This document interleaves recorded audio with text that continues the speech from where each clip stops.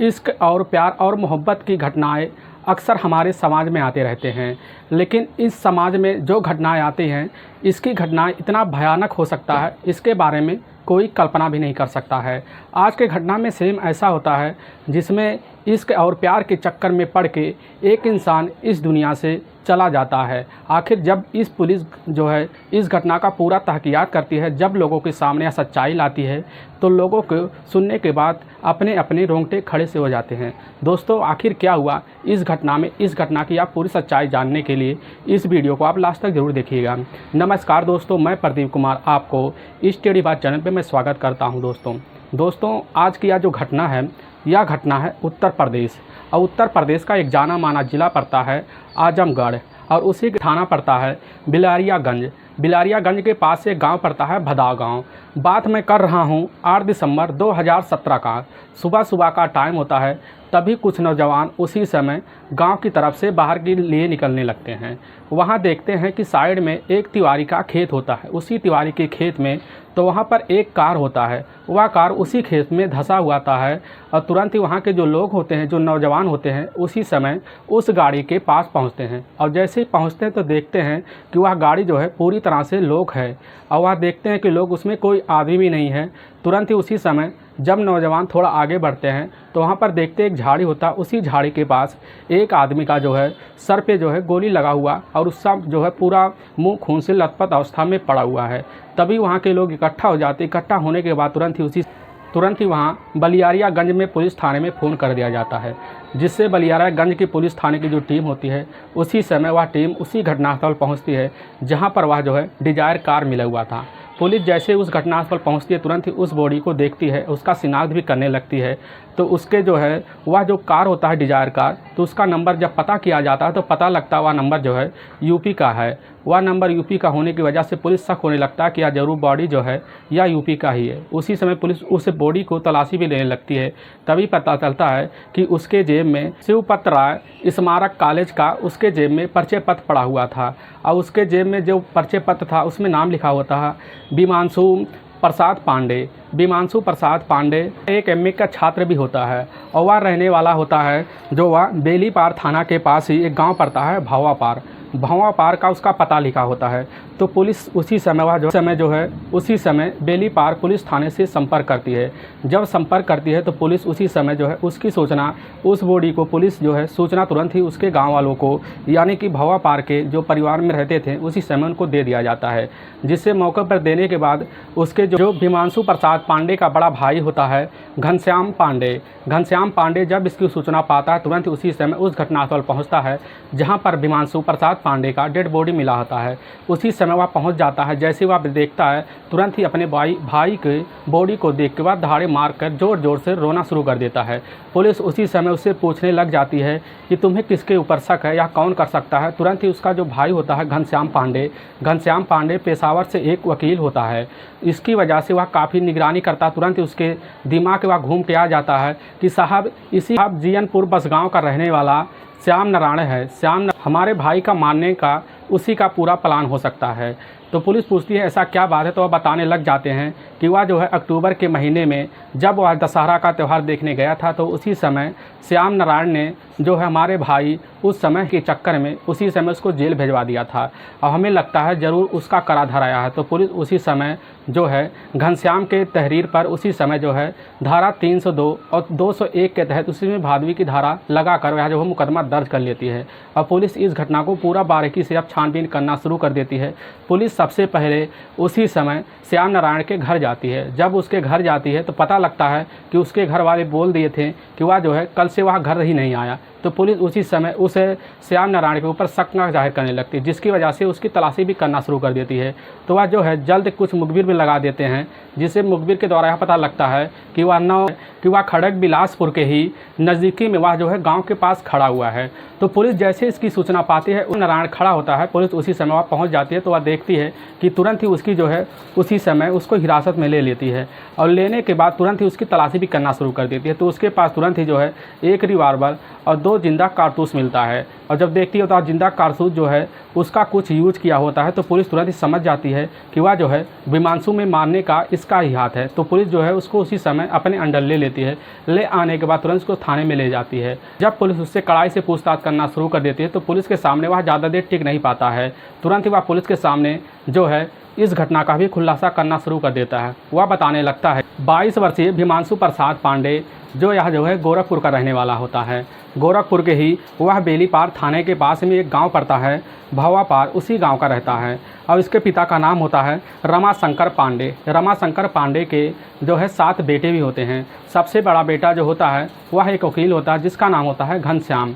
घनश्याम जो है अपनी वहाँ पर 6 भाइयों के साथ अपने परिवार में रहता था। बाकी के जो 5 भाई थे, 5 भाई उसके जो अच्छे खासे पोस्ट पे थे। बल्कि यह जो छोटा भाई था हिमांशु प्रसाद पांडे, हिमांशु प्रसाद पांडे जो है या जो है आजमगढ़ में रहकर या जो है एमए की पढ़ाई अपनी पूरी कर रहा था। तो इसी वक्त जब पढ़ाई पूरी कर रहा था तो वह जो है अपना आने जाने के लिए वह जो एक सवारी का व्यवस्था कर लेता है, जिसकी वजह से गोरखपुर से आजमगढ़ की दूरी लगभग 83 से 84 किलोमीटर की दूरी पड़ती है। तो इसी वजह उसका आना जाना लगा रहता था।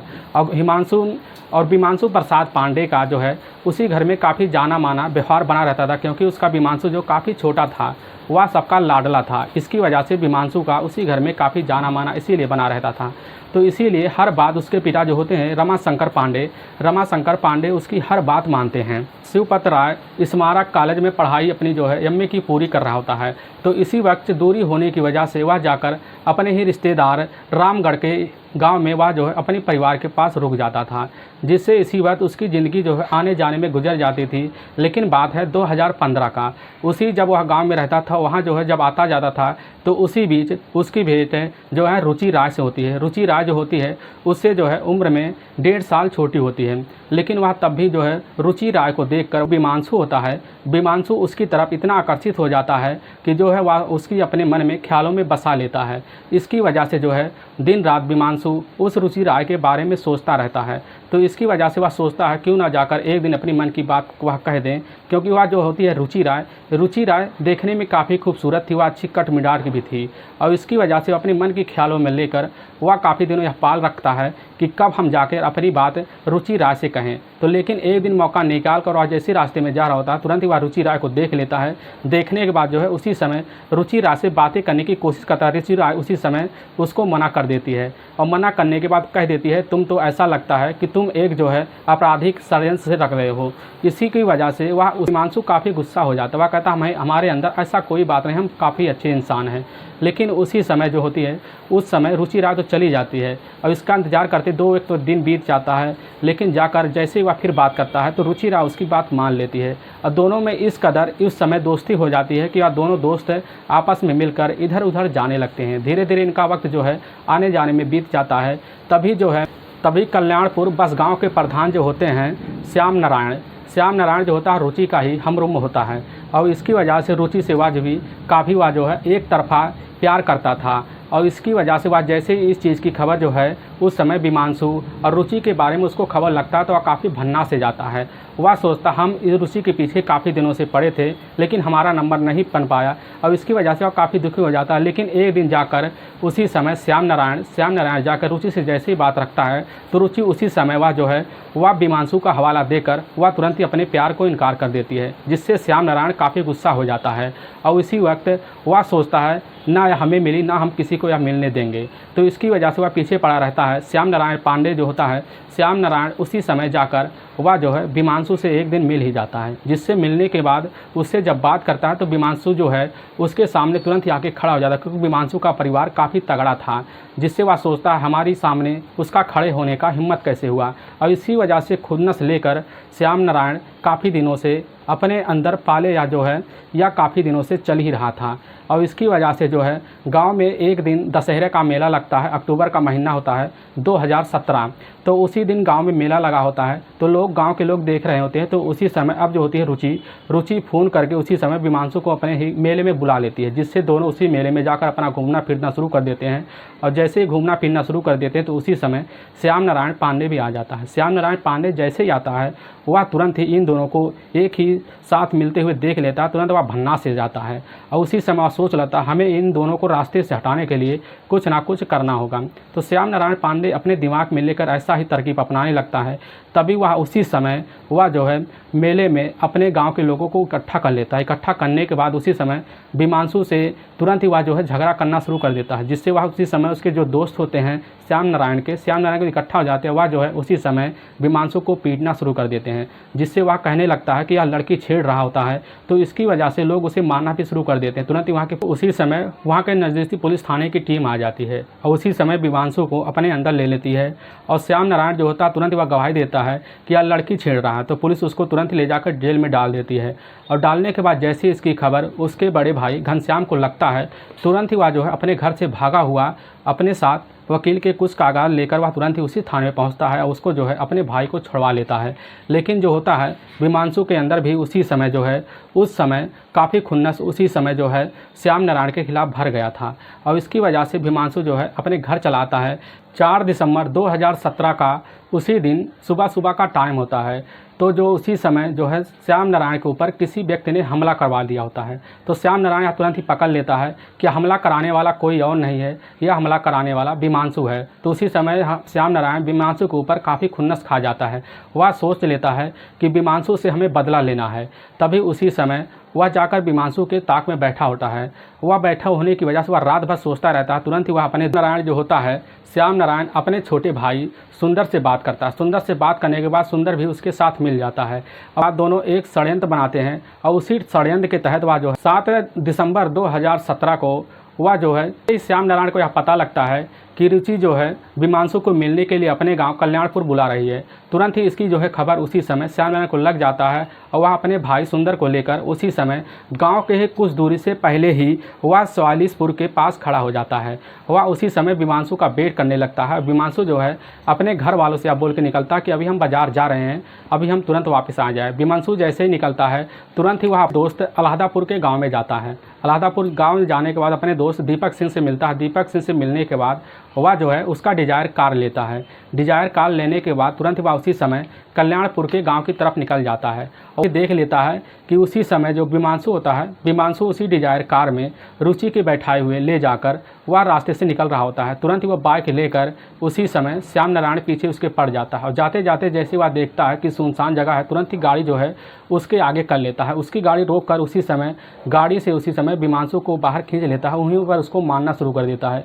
तुरंत ही वह अपने जेब से रिवॉल्वर निकाल कर उसके ही सर पर 2 गोली मार देता है, जिससे वह जैसे पेड़ कटता है गिरता है सेम उसी तरह वह जो है गिर जाता है। और उसी वक्त जो है उसका जो भाई होता है सुंदर दोनों मिलकर उसी समय उसको गाड़ी में बैठाते हैं और उसका गाड़ी जो खींचते खींचते लगभग रात को 10:30 बज गया था। रात को 10 बज गया था। जैसे वह तिवारी के खेत में पहुँचते तो वह गाड़ी धंस जाती है और उसी समय अब जो होता है श्याम नारायण और उसका जो छोटा भाई होता है सुंदर उसी समय दोनों उसी समय वह जो है अपने अपने घर चले आते हैं। और वाकई में दोस्तों जब यह पूरी घटना उस समय पुलिस के सामने श्याम नारायण पुलिस के सामने यह बता रहा होता है, पुलिस सुनने के बाद यह काफ़ी हैरान हो जाती है और तुरंत ही एक टीम उसके छोटे भाई सुंदर को उसी समय अरेस्ट करने के लिए भेज देती है, जिससे उसके भाई को भी तुरंत 24 घंटे के अंदर अरेस्ट कर लिया जाता है। अरेस्ट करने के बाद श्याम नारायण और उसके छोटे भाई सुंदर को उसी समय पुलिस थाने में पेश कर दिया जाता है, जिससे वहाँ से तुरंत ही उनको जो है कोर्ट में पेश कर दिया जाता है और उन दोनों को जेल में डाल दिया जाता है। दोस्तों इस घटना का सुनाने का उद्देश्य हमें किसी को परेशान करना नहीं है, ना ही किसी को दिल को दुखाना है। बस आपको यह बताना है कि आप जहाँ भी रहें आप सावधान और सतर्क जरूर रहें। दोस्तों फिर मिलेंगे नेक्स्ट वीडियो लेकर, तब तक के लिए राम राम, जय हिंद दोस्तों।